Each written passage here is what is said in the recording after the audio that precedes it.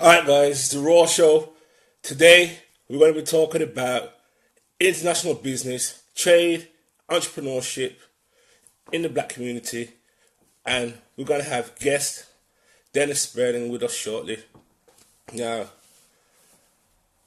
what we actually going to look at today is maybe some ways we can start to form some trade internationally as black people. Alright, Dennis, I'm about to give you an invite.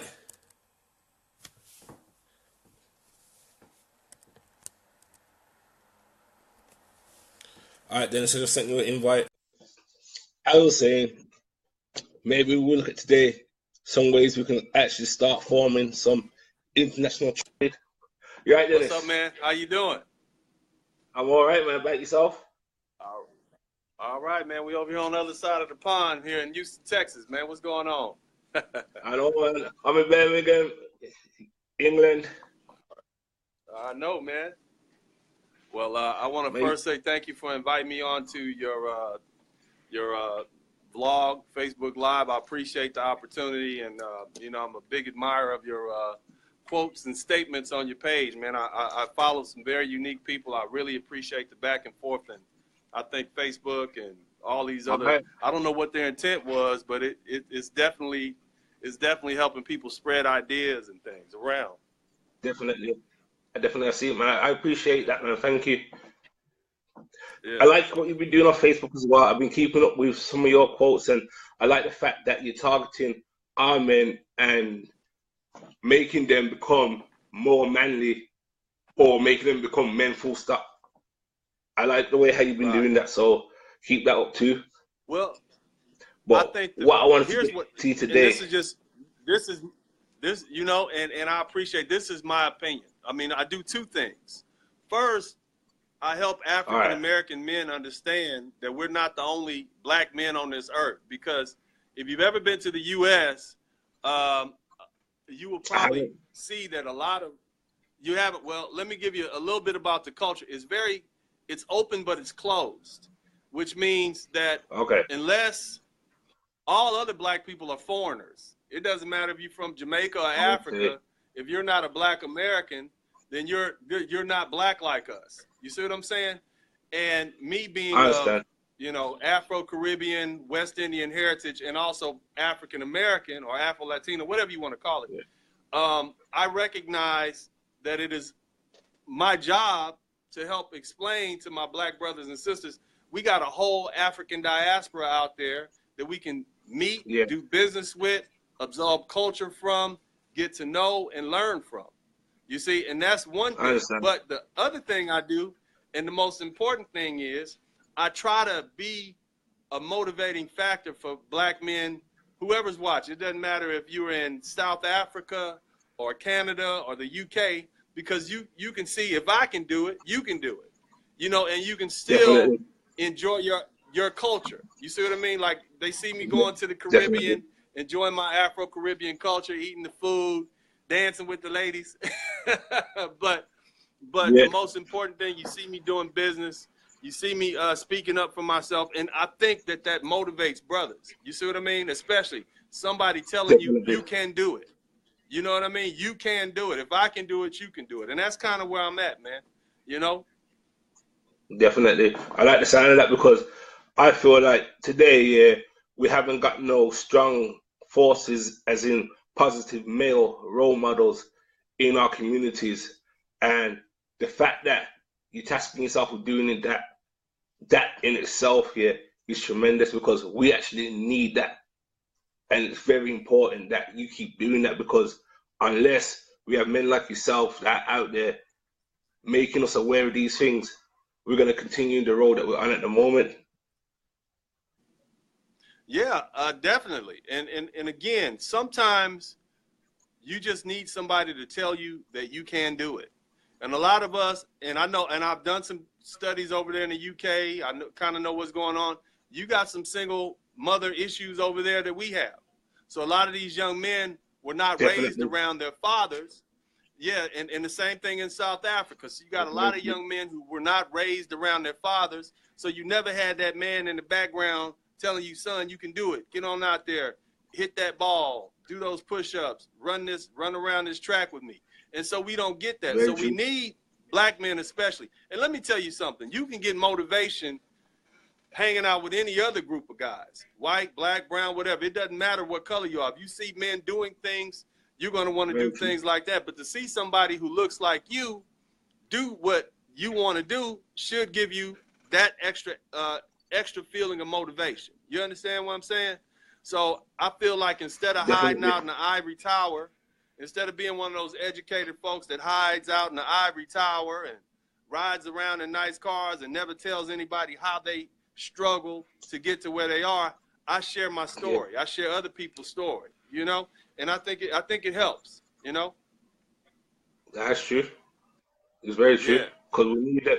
We need those examples of what's happened. Because one of the reasons why we're currently failing is because a lot of our parents haven't told us the truth, and they haven't told us the truth about their experience. So we're out there doing the same things, more or less, that they did, and we're failing in the same places that they failed in because they haven't told us about their real experience.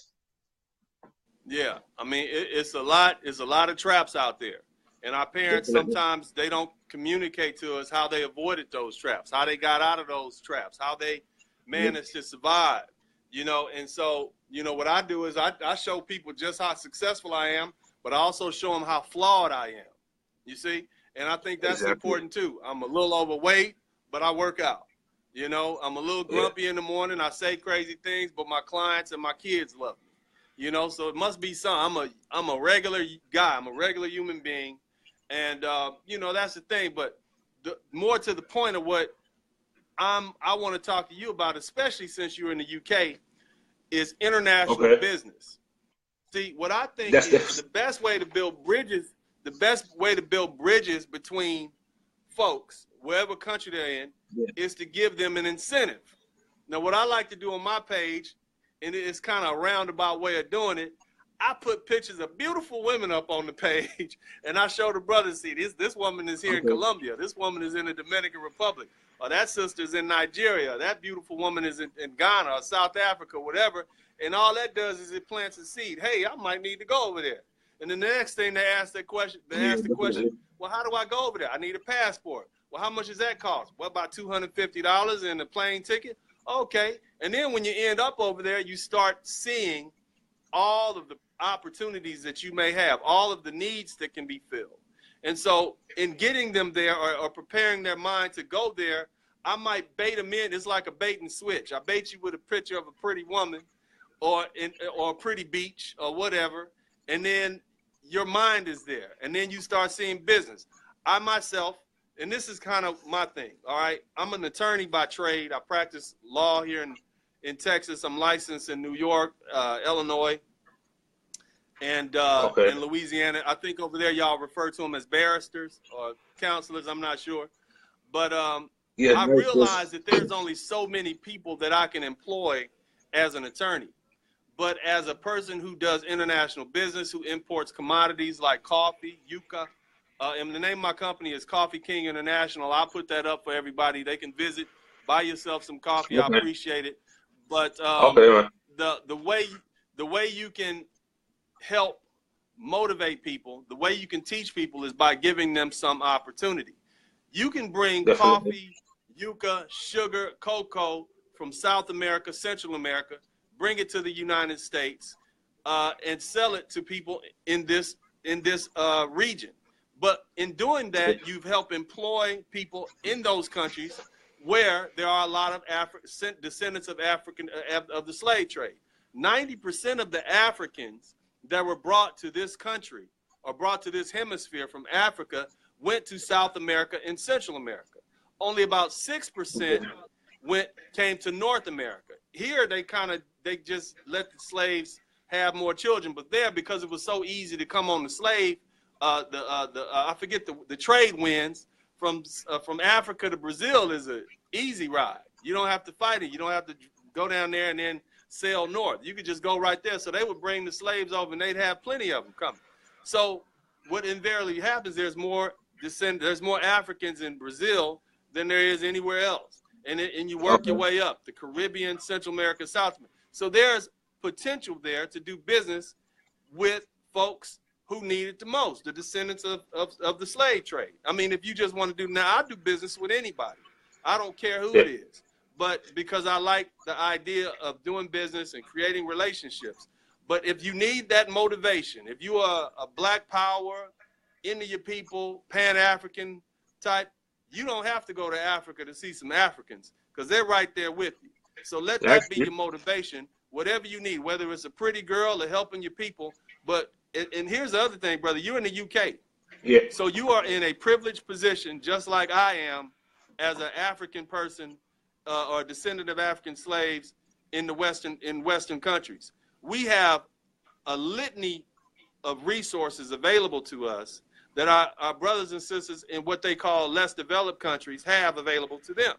So I feel it is incumbent upon us to do what we can to try to help uplift through economics and education, of course, but through economics, folks around the world that look like us. I think that's our job. Nobody told me to do it. I just thought it was a good idea, and it's a good way to teach children to build that entrepreneurial spirit and help yourself. And that way you don't have to worry. You don't have to worry about going to a job that you don't like, or going to a job and worrying about somebody not thinking of you as highly as they could because of the color of your skin, you see, or because of your ethnicity or the way you speak. See, you're the captain of your own ship at that point. And nobody can tell you how to run your ship. All you have to do is keep being successful and keep sailing.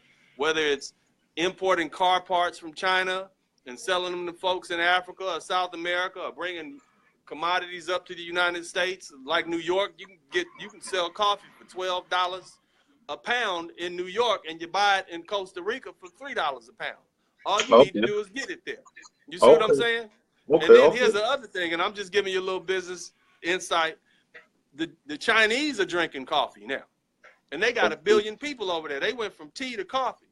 They're going to Jamaica. They're going to the Caribbean. They're buying up all the coffee mountains that they possibly can. They're going to start doing the same thing in Mexico, Colombia, and wherever else. They're taking that money that they're earning from selling these products, and they're buying land. They're buying access to land in these countries. So the price of coffee is going to shoot through the roof. In about 10 or 15 years, a cup of coffee might cost you the same as a gallon of gas, if not more. You understand what I'm saying? So see that opportunity. This is what I see. When I look at the internet, when I talk to people, I'm looking for business opportunities, not just in the country where I reside, but also overseas. Because see, here's the other thing, and I know I'm long-winded, man. I'm an attorney. I can talk for days, but I don't see myself as just a citizen of the United States. I love what this country presents me, the opportunities it presents me, and I'm in a privileged position.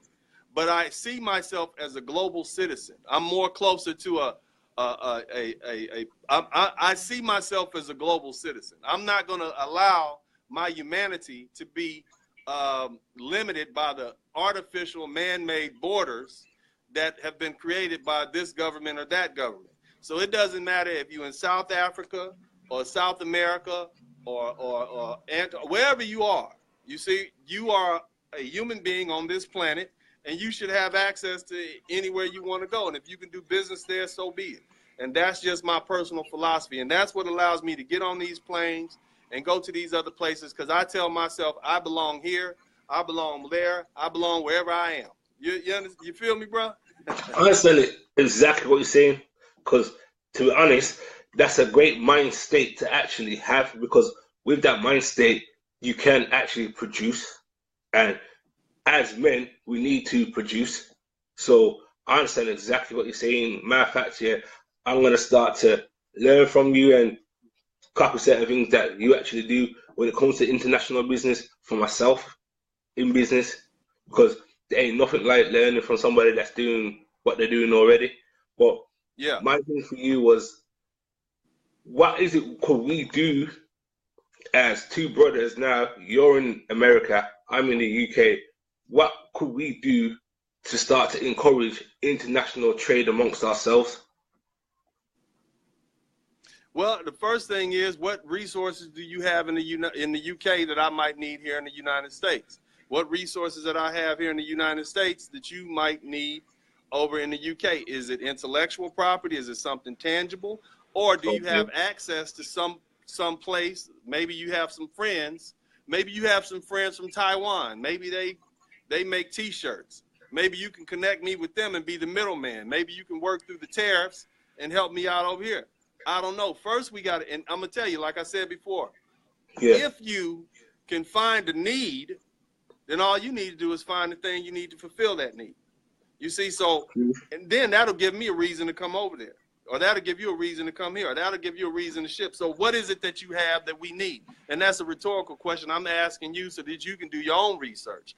I know that coffee is the second highest imported commodity in the United States, only second to oil.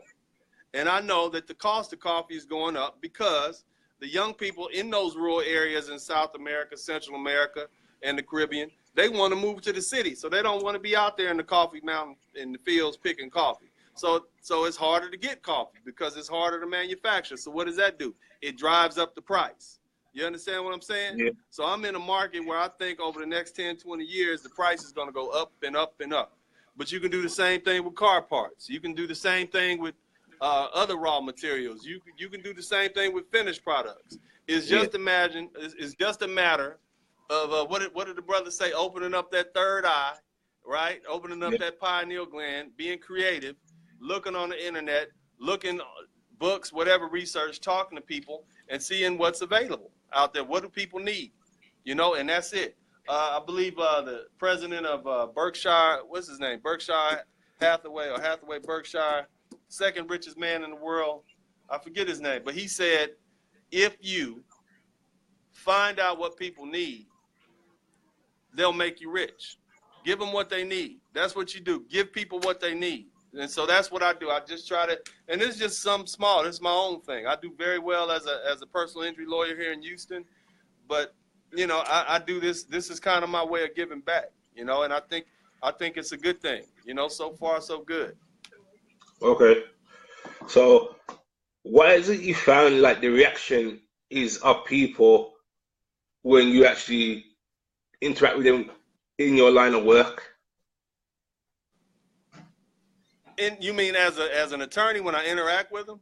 No, when you're actually helping black men conduct business.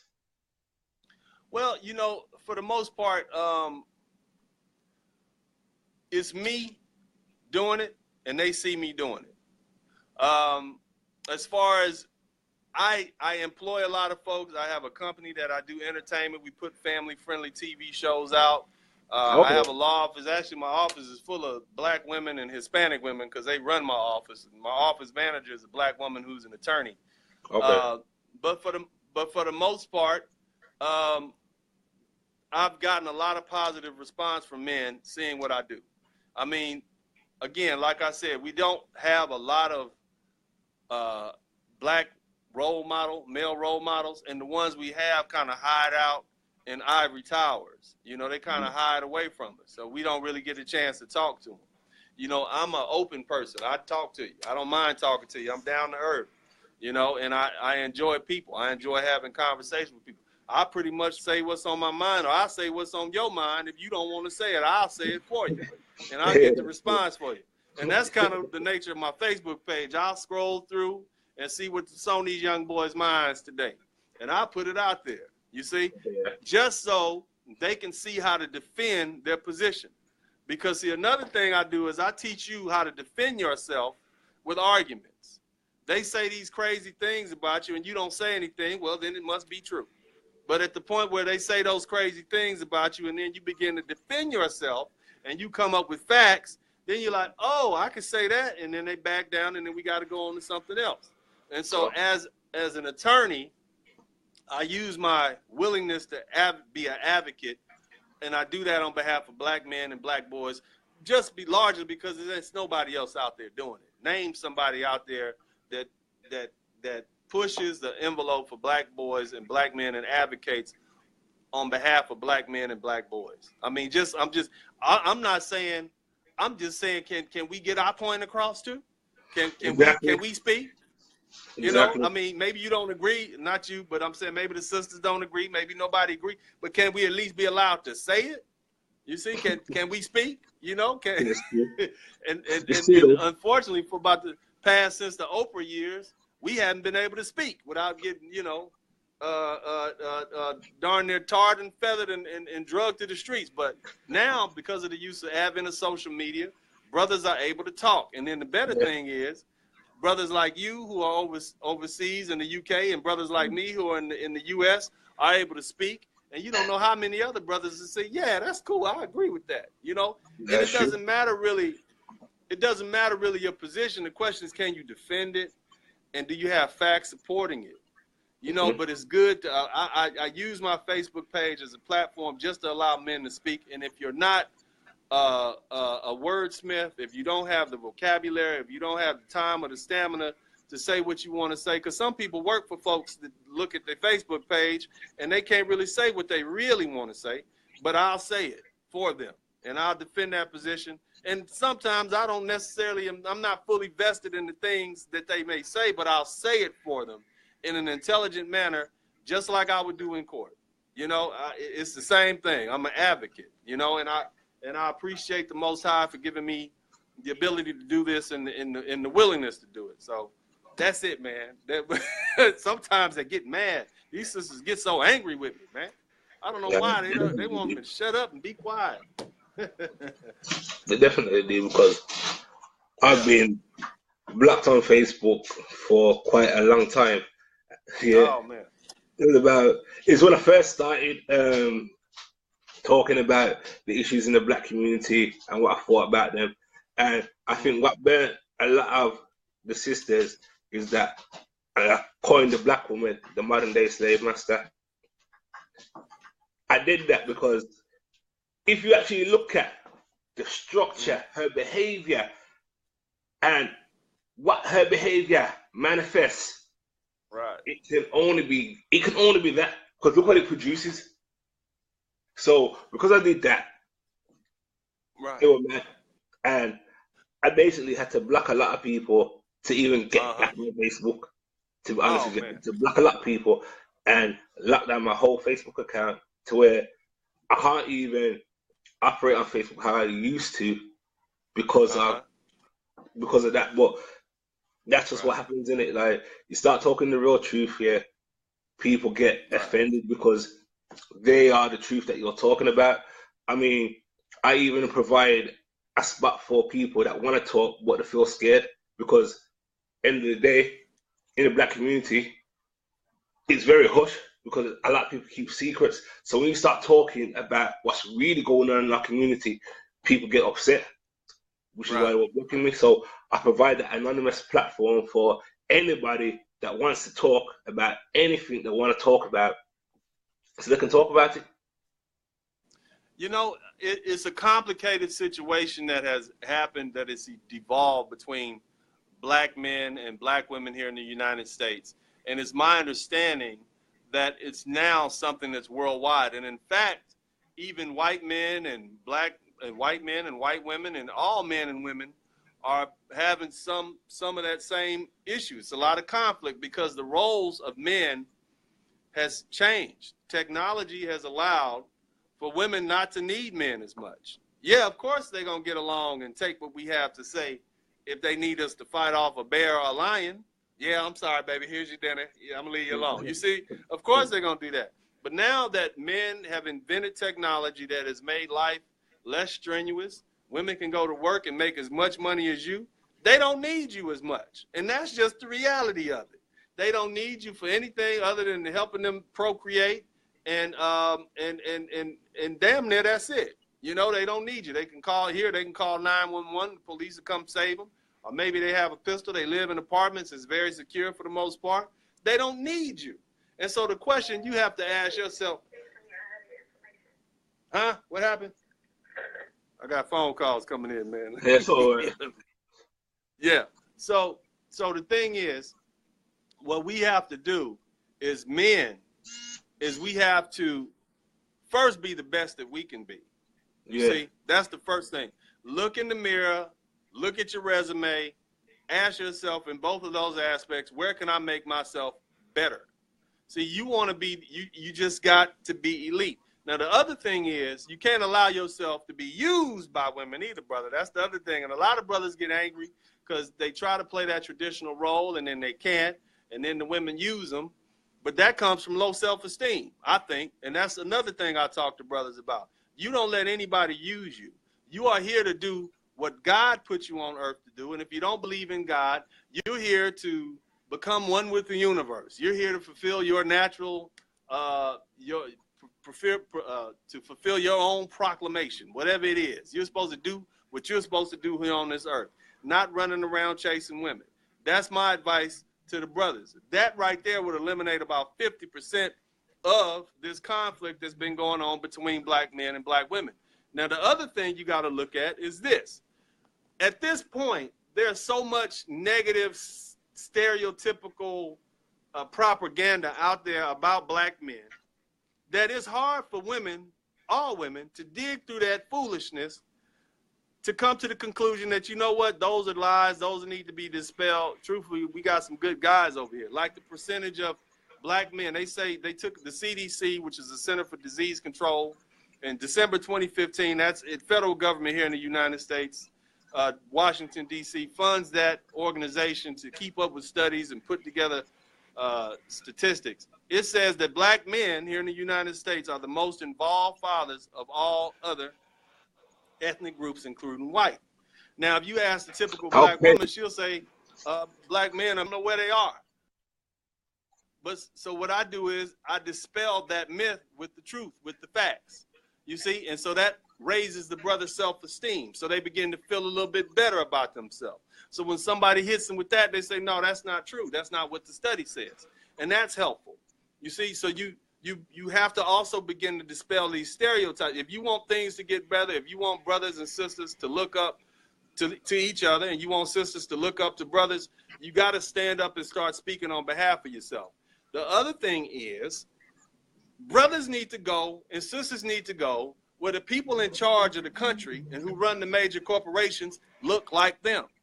You see, as long as you live in a country where the president doesn't look like you, the congressman doesn't look like you, the police don't look like you, the CEOs, the actors, all these people don't look like you, then you're not going to hold yourself in as high regard as you possibly would if you were in a country like, I don't know, Brazil, South Africa, Dominican Republic, Ghana, Nigeria, Uganda, where the people look like you and are in charge. You see, and that's just the reality of it.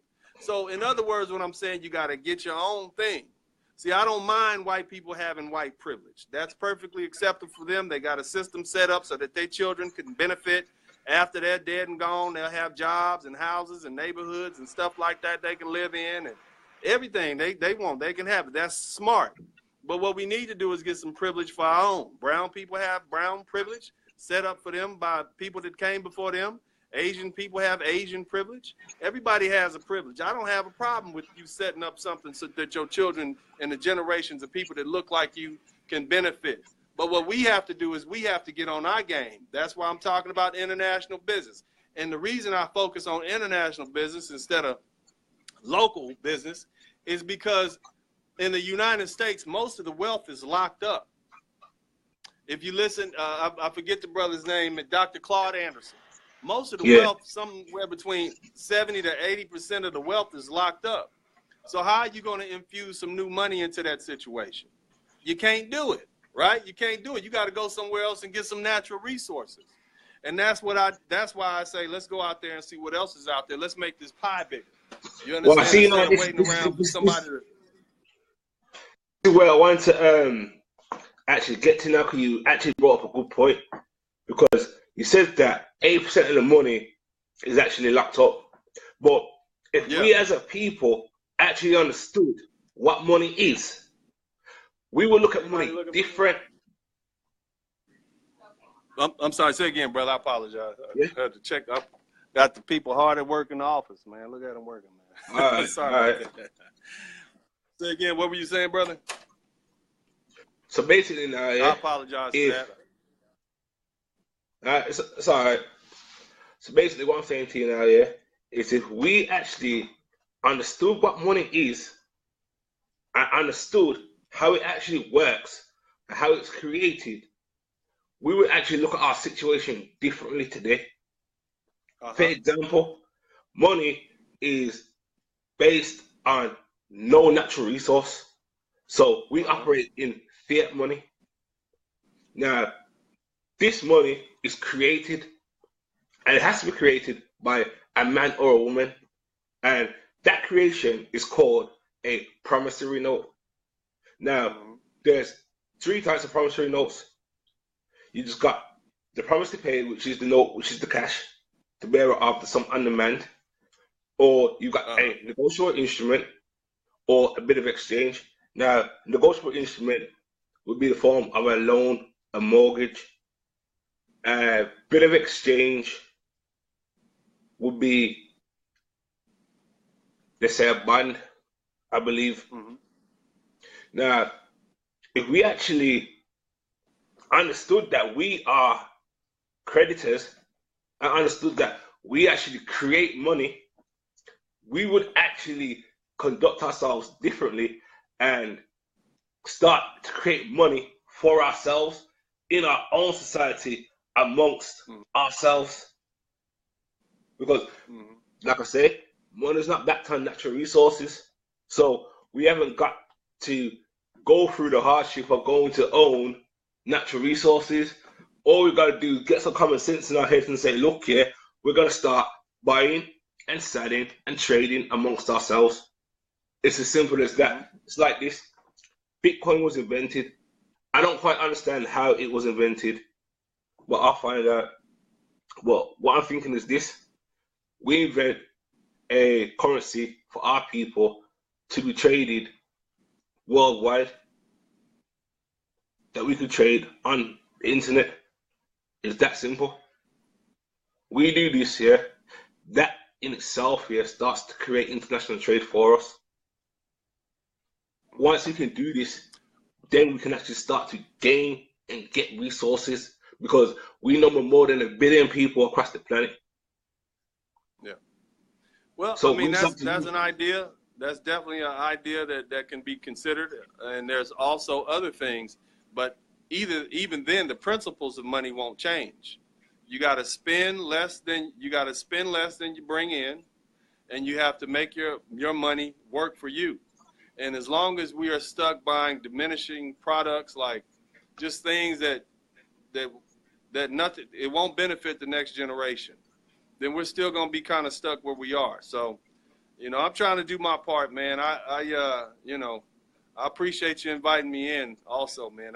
This has been really good. I got to get back to work now, but I right, appreciate you man. inviting me in. We need to, maybe what we can do is we can pick another subject and we can talk about it again in the near future, You know what? since I, I, I would have yeah, liked to talk more on this subject because I find that there's a lot of reasons to why we as men are not conducting international business right now. So I would have liked to have looked at more of the reasons to why we're not conducting ourselves like this and we're not actually mm-hmm. doing this and the solutions that would actually have us doing this.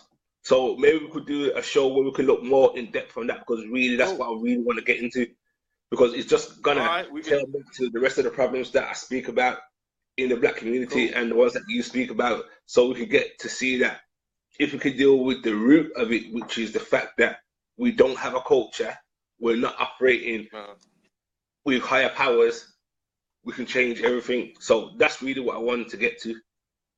okay. All right. Well, let's revisit this. We'll revisit this in a short time coming. And I Okay. appreciate you inviting me on. All right. All Thanks, right, man. brother. No problem, man. Take care, brother. All All right. right. Bye. You will. All right. Cheers. All right, folks. I'm just going to talk a little bit about what I feel we need to do in the community as men because as men right now, we're not conducting ourselves in a way what is profitable for us as a people.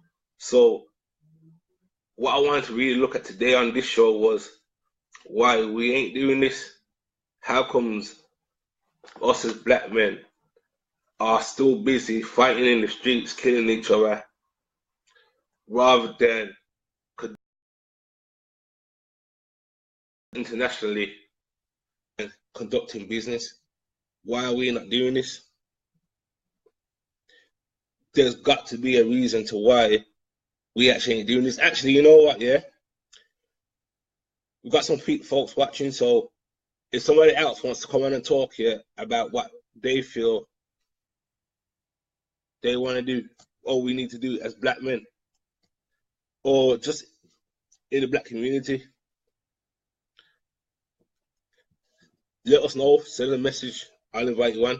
But back to what I'm saying, I feel like we got to start to look at the reasons to why, as black men, we're not performing. We have to, because right now we've got the internet, and like I said, what we need to do is invent a currency. Bitcoin's been invented, so we know currency can be invented. Invent a currency, trade it amongst ourselves. It's that simple. So what is it that we need to start to do as men? What's going to take us out of the mind state that we're in right now, which is dysfunctional?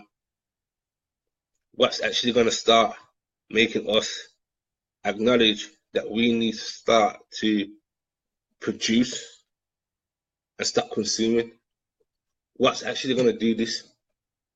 Because right now, we got so much problems as a people, we can't even begin to think about international business because we're stupid enough to be still killing each other in the streets in 2017.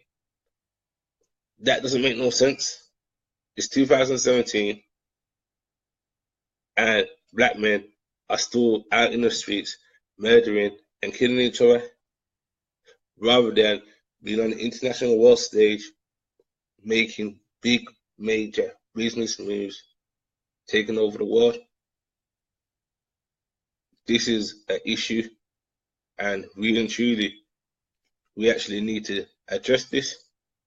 If we actually don't address this, what's going to happen to us? How can we say, all right, then, we're going to defend ourselves? We can't even defend ourselves now, and this is the truth. Right now, yeah, where can we defend ourselves anywhere in the world? Because I'm not aware of one place here where black folk are protected. I ain't aware of one place on the earth where justice is fair. So unless we actually start to come together and actually realize that, you know what, yeah, we got to start to make these changes, change our mindset, become men and stop acting like boys. Unless we do this, we're gonna end up destroying everything we've got, including ourselves, to the point where we're no longer recognizable. And this is what's happening right now. It's actually sad. So I'm gonna lock down this thing. Might do no show later, depends, folks. Well, I hope you enjoyed the little bit that you had. Hopefully the next show we can go more in depth. Take care. I'm out.